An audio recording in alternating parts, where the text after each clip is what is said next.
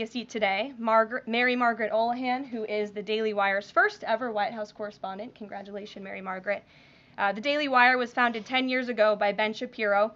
The Daily Wire now has over 1 million paid subscribers, a monthly network reach of 138 million, and has evolved into a leading conservative multimedia giant.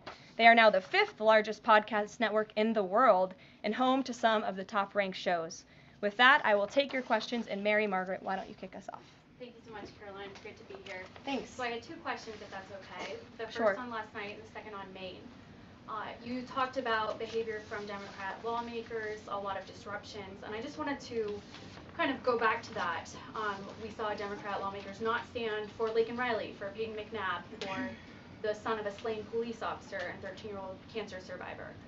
What are the optics of that nationally, just in terms of not just the people who were in the room last night, but across the nation? And also, was President Trump expecting this type of behavior when he was crafting his speech? So I gave a quote to one of the media outlets in this room yesterday that Democrats behaving like children would be the least surprising thing of the night. And unfortunately, that quote did turn out to be true.